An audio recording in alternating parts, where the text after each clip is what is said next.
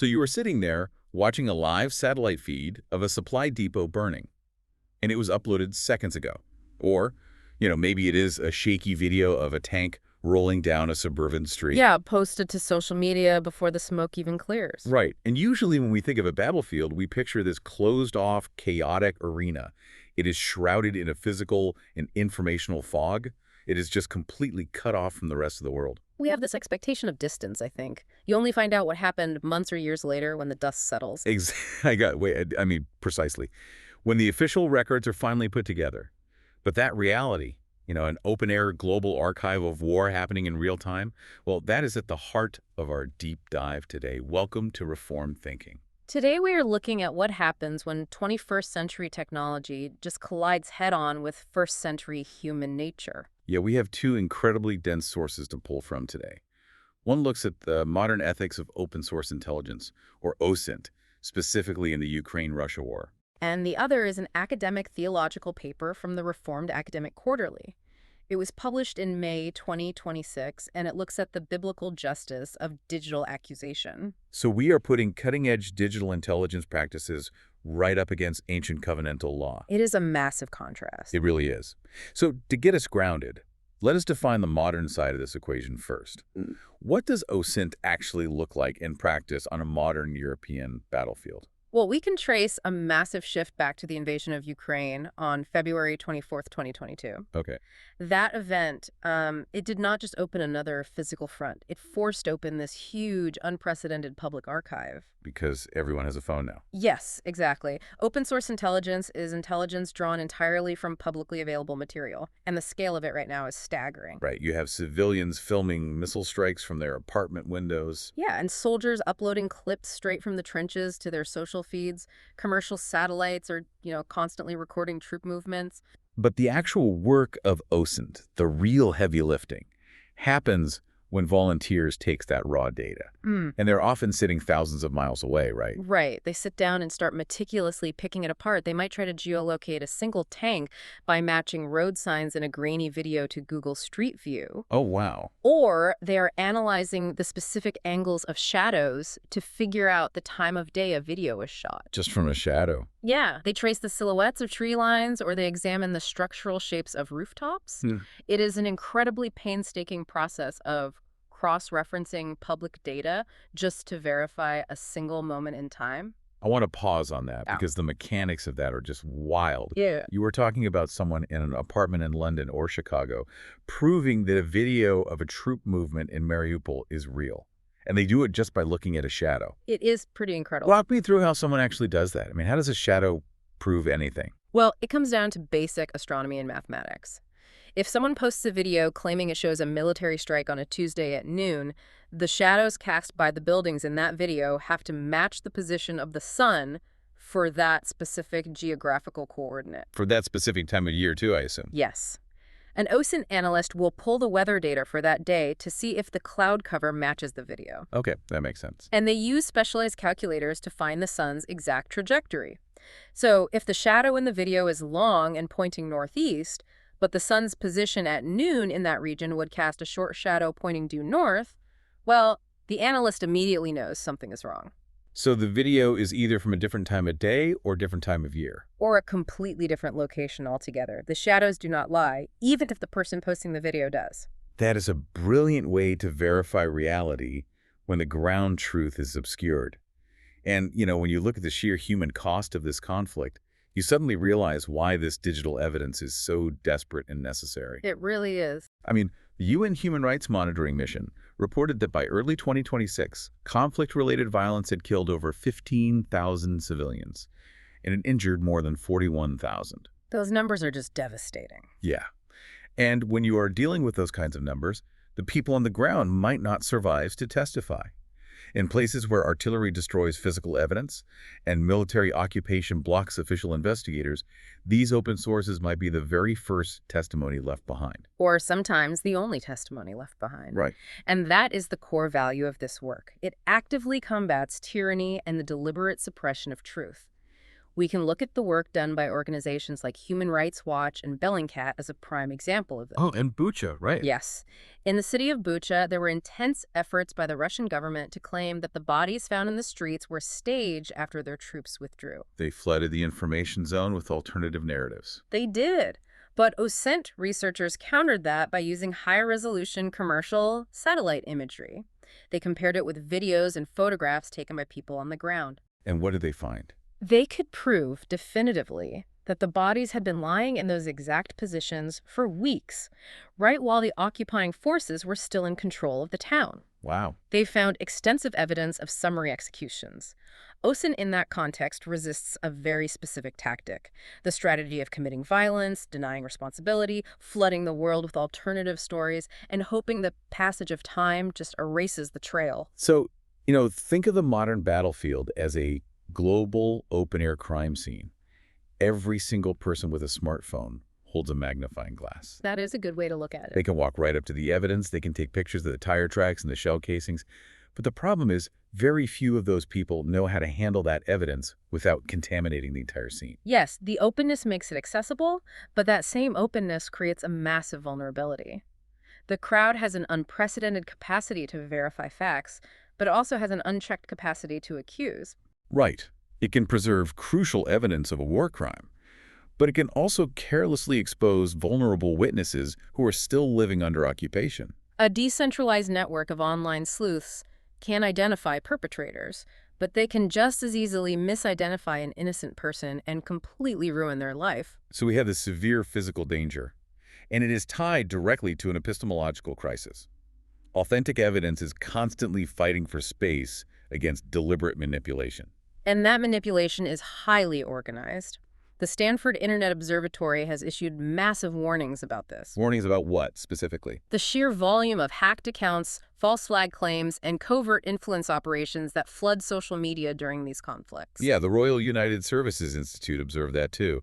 They noted that digital spaces are just completely overwhelmed with disinformation and deepfakes. Exactly. Authentic evidence and hostile manipulation travel together in the exact same social media feeds. They look completely identical to the untrained eye. So let me pose a natural question on behalf of anyone listening to this right now. If civilians are actively dying in these conflict zones, and I see a video of what looks like an atrocity, well, isn't waiting to verify that information a form of betrayal? That is how it feels, definitely. I mean, does speed not equal courage in a war zone? When you see something terrible, is it not your moral duty to hit retweet and sound the alarm instantly? That is the emotional logic that drives the entire digital ecosystem. The online investigator, or even just the casual observer, feels that pausing to check facts is a moral failure while people are dying. The urgency feels like empathy. It does. However, the first source counters this emotional drive by breaking down a concept it calls the ladder of analysis. The ladder of analysis, yeah. Yes.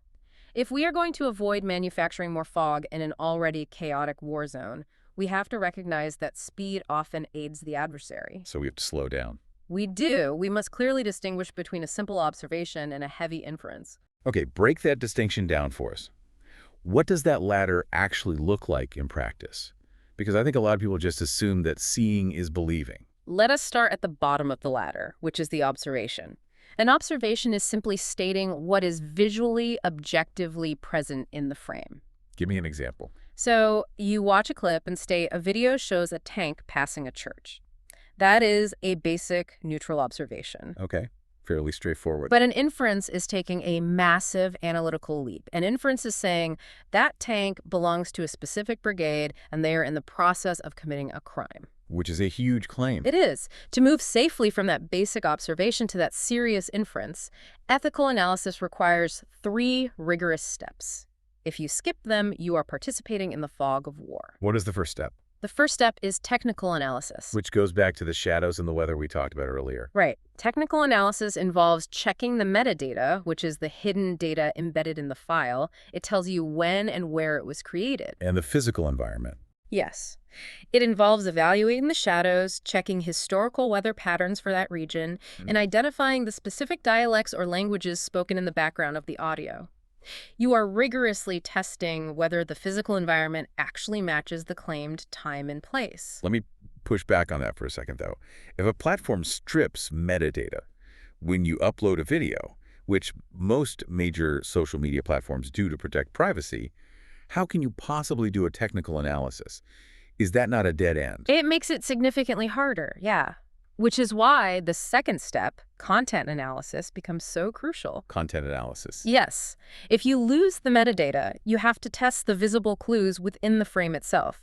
You are looking at license plates, street signs, the specific camouflage patterns on uniforms. The types of weapons being carried, maybe? Yes, or the architectural style of the buildings.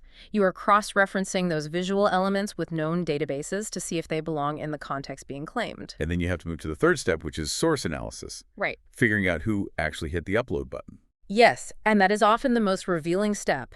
You have to find the original poster. You have to ask what that source could possibly know based on their location and history. You have to look at their past behavior online, right? Exactly. Are they a brand new account created 2 days ago? Do they only post highly polarizing content?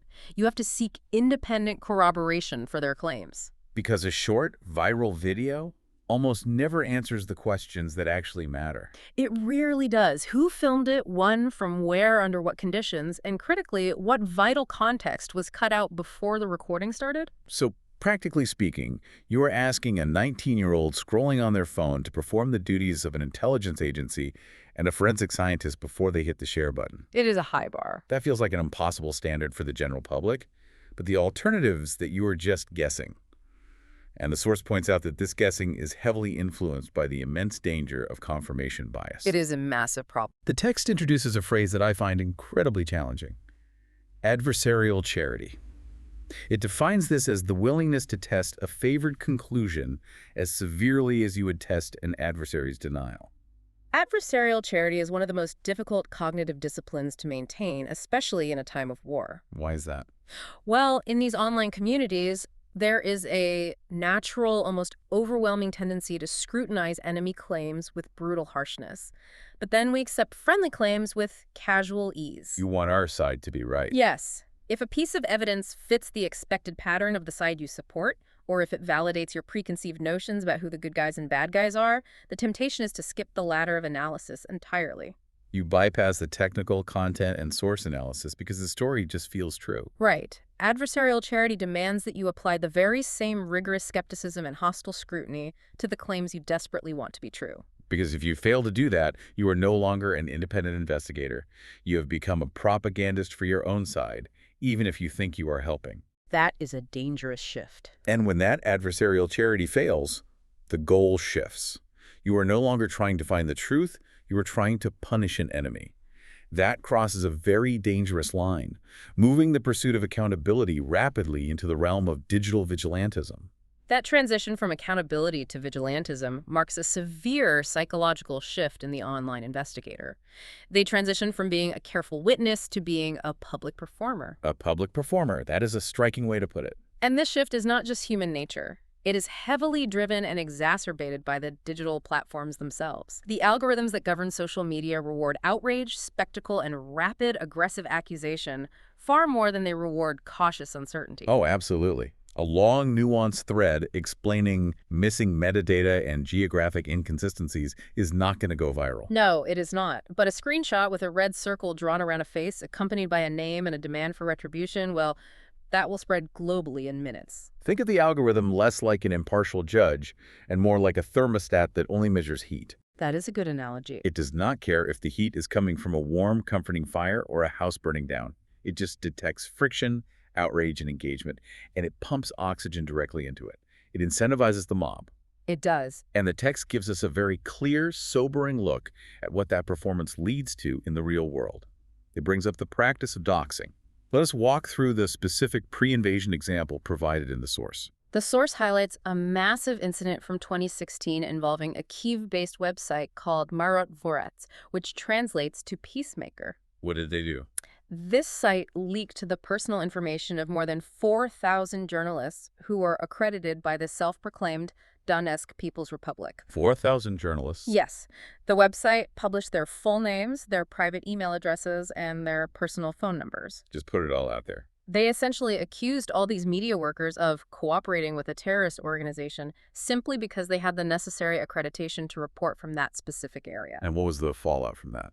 As a direct result of that data dump, many of these journalists received severe, credible threats to their lives. 4,000 people.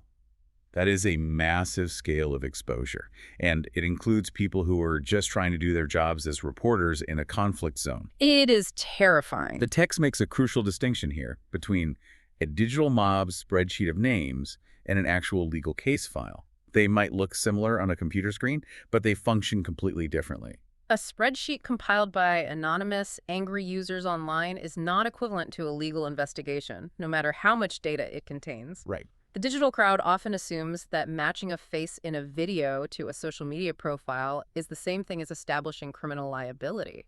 Public discourse frequently treats symbols, uniforms, or mere physical proximity as if they are absolute proof of personal guilt. But war crimes are incredibly complicated to prosecute. They are. They are not proven by nationality or by simply being present at a scene. Take the concept of command responsibility, for instance. How does that work legally?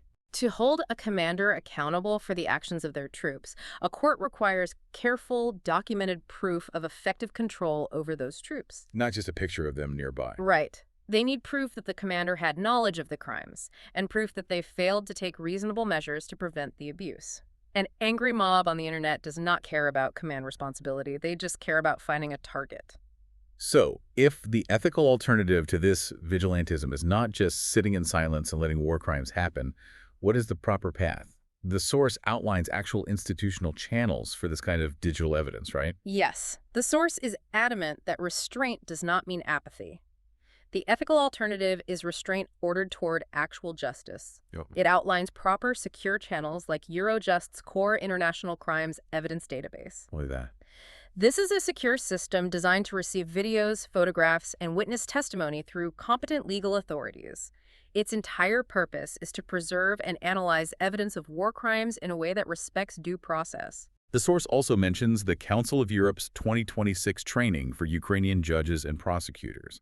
I want to dig into that because it highlights the mechanical difference between mob justice and legal justice. That training program is a perfect example of how the legal system is trying to catch up to the technology. The training focused heavily on the meticulous handling of electronic evidence. What kind of handling? They taught judges and prosecutors about maintaining a strict chain of custody for digital files. They focused on hash values, which act as a unique digital fingerprint for a file, proving that a video has not been altered since it was acquired. That is a huge step up from just saving a screenshot. It really is. They train them on file validation and forensic analysis. Those are actual robust accountability pathways. They represent the slow, difficult movement from raw information to admissible evidence. And from evidence to formal charges. Yes, and from charges to a fair adjudication in a court of law. That is the difference between building a solid case that can actually hold a war criminal accountable in a court of law and just throwing raw, unverified data at an angry crowd and hoping for the best. Exactly. What I find so compelling here is that this very modern crisis of digital vigilantism, this tension between the mob and the court, it actually has a very ancient parallel. It does. This shifts our discussion directly into the theological source material. We are moving from the transparent battlefield of the 21st century to the absent city gate of the biblical era. This is where the paper from the Reformed Academic Quarterly brings vital historical and theological context to the conversation. Yeah. To understand the moral failure of our modern digital vigilantism, the text introduces King Solomon and the historical context of ancient Israelite jurisprudence during the monarchic period. So the problems we are facing with algorithms and smartphones are actually addressed by ancient covenantal law. Yes, they are. Set that scene for us. Right. What did justice actually look like in that ancient context? Because it was certainly not mediated through a screen. In ancient Israel, civil disputes and criminal accusations were not mediated through distant, anonymous interfaces. They were resolved entirely face-to-face. Right. And the setting for this was the city gate. The city gate was the central hub of community life, commerce, and legal administration. The elders of the city, acting as legally ordained judges, sat right there at the gate to hear cases. So you have total physical proximity. You were standing in the dust, looking the accused right in the eye, and the entire community is standing around watching the process unfold. Yes, and that proximity carried immense weight, because an accusation of treason or a serious covenantal violation had immediate, catastrophic social and physical consequences for the accused. The stakes were incredibly high. They were. Because of that, the Mosaic Law instituted rigorous, unbreakable safeguards. The theological paper details the specific standard found in Deuteronomy chapter 19, verses 15 through 19. What does that law require? This law strictly required 2 or 3 independent witnesses before any matter could be established. Unilateral testimony, just one person making a claim, no matter how convincing they sounded, was entirely forbidden from serving as the basis for a judicial verdict. Let us think about the contrast there. The digital public square has completely discarded that ancient requirement. Completely. On social media, a single anonymous account can post an accusation, and it is immediately treated as a verdict by millions of people. There is no requirement for a second or third independent witness before the digital punishment begins. And in the ancient context, those multiple witnesses were not just allowed to tell their story and walk away. There was a mandatory process of rigorous, face-to-face cross-examination by the priests and the judges. They really had to prove it. Yes. The witnesses were interrogated to see if their stories aligned. Furthermore, the law dictated a severe, terrifying deterrent to perjury. What was the deterrent? If, during that cross-examination, a witness was found to have brought a false, malicious charge against their neighbor, that false accuser received the exact punishment they had intended for the accused. Wow. So if you falsely accuse someone of a crime that carried the death penalty, you face the death penalty yourself. Imagine if we apply that standard to the internet today. If the consequence of posting a false accusation online was that you had to suffer the exact reputational or physical destruction you were trying to inflict on your target, The internet would be a very different place. the volume of outrage would drop to zero overnight. That lack of physical proximity in the digital age is the crucial variable. When you remove the face-to-face element and you remove the threat of mutual consequence, you remove the natural human hesitation to accuse someone. You do. Sitting behind a screen thousands of miles away makes character assassination feel entirely consequence-free. You do not have to look the person in the eye, you do not have to watch their family weep, and you certainly do not face the Deuteronomy 19 penalty if you are proven wrong. It completely removes the friction that is designed by God to exist around an accusation. Fiction is a feature of justice, not a bug. That is a great point. The speed of the internet eliminates that friction entirely. So why do we fall for this so easily? Why is the human mind so eager to believe the first thing it sees on a screen, especially when it is negative? Well, the theological text says we must look at the specific grammar of human judgment outlined in the book of Proverbs to understand that psychological vulnerability. The paper zeroes in on Proverbs 18.1 scene, right? Yes, it is a brilliant piece of wisdom literature designed to correct this exact human impulse to jump to conclusions based on the first piece of information we receive. Let me read that verse. Proverbs 18.1 scene says, "He that is first in his own cause seemeth just, but his neighbor cometh and searcheth him." It is such a powerful verse. I want to unpack the linguistic breakdown you provide in the paper, because the original language here reveals so much about our psychology. Walk us through this Hebrew antithetical parallelism. The structure of the verse is a masterclass in human psychology. It divides into 2 beautifully balanced opposing clauses. Clause A reads in Hebrew, Zadik Harishon Beribo. Which translates to, This translates literally to, the first in his lawsuit appears righteous or vindicated. This clause exposes the undeniable psychological reality of narrative dominance. narrative dominance. Yes. The Hebrew term rib refers to a formal legal contest or a dispute. The individual who is first to present his case enjoys an immediate, powerful monopoly on the truth. Because there is no opposition in the room yet. The first person to speak gets to define all the terms. They get to set the emotional tone of the room. They get to pick which facts to highlight and which context to conveniently leave out. Precisely. The initial presentation structures the entire debate. When an observer hears a well-crafted emotional narrative, they tend to mistake that coherence for objective reality. They just buy into it. Because the story makes sense internally, the presenter is immediately declared Zadik, justified and righteous in the eyes of the audience. The audience feels they have all the information they need. But then the second half of the verse changes things. Right.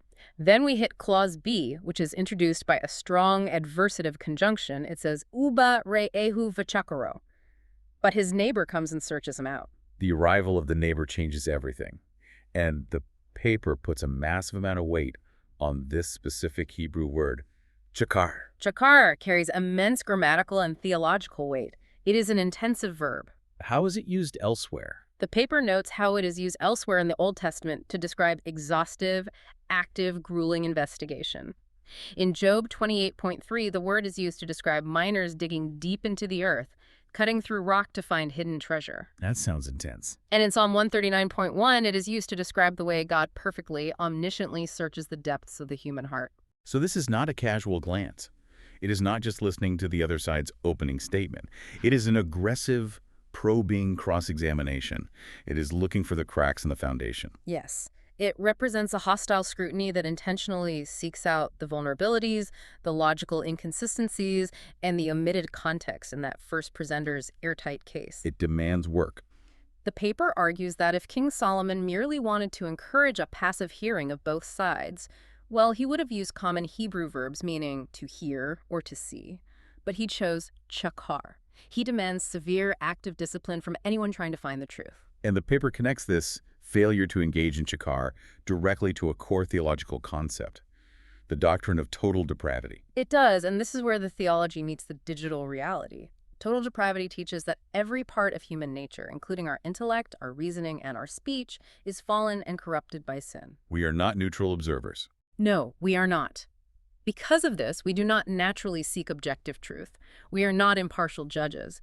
We actively crave narratives that validate our existing biases or narratives that satisfy our dark desire for drama and outrage. So true. Therefore, when an online crowd looks at a viral video and immediately declares the claim zadik, justified, based solely on that first presentation without a localized, authorized neighbor conducting a rigorous shakar, it is not just a cognitive error. It is a severe moral failure. I want to tie this theological concept back to the practical reality of the OSINT essay we discussed earlier.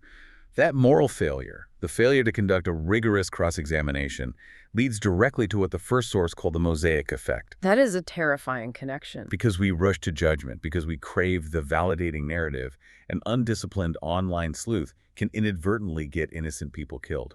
Yes, the American Journal of International Law warns explicitly about this mosaic effect in open source intelligence. Small fragments of information, carelessly shared by people who think they are helping, can be combined by an adversary to identify someone vulnerable. How does that happen? Well, an amateur analyst might post a video to prove a war crime happened, but they fail to redact the background. A blurred face, a distinctive balcony railing, the specific uniform of a child's school. These tiny details can be pieced together by hostile intelligence services. And in an occupied zone, exposing those details can be deadly. It is incredibly dangerous. Rushing to declare someone guilty online without the discipline of chakar might expose the very witnesses that justice is meant to protect. And the theological paper argues that this lack of discipline is not just a philosophical issue or a breach of operational security. It argues that participating in this digital rush to judgment is a direct violation of divine law. It is. This takes us into the ethical application, looking specifically at the Ninth Commandment and the role of the civil magistrate. The paper views our modern digital habits through the uncompromising lens of the Ninth Commandment. Thou shalt not bear false witness against thy neighbor. It goes deeper than just lying in court, right? Yes. It cites the Westminster Larger Catechism, specifically question 144, which outlines the affirmative duties required by this commandment. The commandment is not just about avoiding lying under oath in a courtroom. It governs our entire relationship with the truth. What are the specific duties outlined in that catechism that apply to our online behavior? The Catechism states that we have an active duty to preserve and promote truth between individuals. We have a duty to maintain a charitable esteem of our neighbors. And regarding rumors. Crucially, it says we have a duty to actively discourage talebearers, flatterers, and slanderers. So let us bring this directly to your daily life as a listener. You are scrolling through your feed and you see a massive, unverified OSINT thread claiming to have exposed a war criminal or maybe just a local scandal. You see that all the time. The text argues that hitting the retweet button or participating in that public shaming campaign is not a neutral act. You cannot justify it by saying, I am just raising geopolitical awareness. No, you cannot. According to this theological framework, sharing unverified, damaging information is the act or sin of talebearing. You are participating in the destruction of a reputation without due process. You are bearing false witness, even if you did not create the original post. And that leads directly into the paper's discussion of Romans chapter 13, verses 1 through 4. This theological framework clarifies the designated role of the civil magistrate. How does that apply here? God is a God of order. And he assigned the sword of civil justice, the authority to try, convict, and punish wrongdoing, to the established civil government. He explicitly did not assign that sword to decentralized civilian analysts, amateur internet sleuths, or anonymous online mobs. So when a digital mob decides to act as judge, jury, and executioner, they're not just breaking civil laws, they are stepping completely outside their God-given jurisdiction. That is the argument. The paper states that usurping the role of the magistrate is a rebellion against the ordered governance of society that God has established. It is a strong claim. Private citizens are called to practice absolute digital self-restraint. We have to recognize that the legitimate right to execute justice belongs to the state, operating under established, rigorous legal frameworks. But I can hear the objection forming in the listener's mind right now. Human justice, whether it is administered by elders at an ancient city gate or by judges in a modern digital tribunal in The Hague, is highly fallible. It is deeply flawed. The judges can be bought, the crowd can be manipulated, the metadata can be spoofed, and the evidence can be forged. Human institutions fail constantly. They do. Which points us to the final section of the theological paper, the concept of Christological fulfillment and the ultimate judge. How does the tension of Proverbs 18.1 scene find its resolution in the New Testament? The paper details the historical fulfillment of this tension during the illegal night trials of Jesus Christ. Okay, take us through that. When Christ stood before the Sanhedrin and later before Pontius Pilate, he was the ultimate victim of unilateral malicious accusations. It was the absolute catastrophic failure of human jurisprudence. Every safeguard was ignored. Yes. The requirement of multiple, consistent witnesses, which was strictly mandated by the Mosaic law we discussed earlier, was completely abandoned. The religious authorities brought forward false witnesses, but even their manufactured testimonies did not agree with one another. They did not align at all. The judges abandoned the rigorous shakar, the cross-examination, because they were rushing to a predetermined verdict to appease a chanting, furious mob outside. Wow. Christ bore the full weight of human legal corruption. He was condemned by a system that surrendered to the speed of the crowd and completely ignored the necessity of objective truth. And the text connects that historical injustice to a prophetic reality found in the book of Isaiah, describing how the Messiah will administer justice. It applies Isaiah chapter 11, verses 3 and 4. This passage describes the perfect judicial character of the coming Messiah. It says that he shall not judge after the sight of his eyes, neither reprove after the hearing of his ears. Meaning, he is not fooled by the first presentation, he is not swayed by the viral video, the missing metadata, or the loudest accusation in the room. That is right. As the omniscient judge, Christ executes perfect, flawless shakar. Because he is divine, he possesses no cognitive limitations. He does not suffer from confirmation bias. No, he is not subject to it. He sees every hidden motive, every manipulated context, every deleted file, and every secret action. He searches the heart perfectly. Which provides an incredible eschatological comfort for those living in a world flooded with disinformation. It is a great comfort. The paper leaves us with this sobering but deeply comforting reality. Every single piece of state propaganda, every anonymous post, every manipulated deepfake, and every false accusation will eventually be evaluated by the King of Kings. Every single one. Truth is an objective reality guaranteed by God. It is not a product of digital consensus, it is not determined by algorithmic speed, and it cannot be buried by a corrupt human court. That is the highest grounding for the investigator and for the Christian. You do not have to panic. You do not have to rush to judgment because you fear the truth will be lost forever. Final justice is already secured. Let us tie these two massive sources together. We started with a transparent battlefield and ended with the throne of God.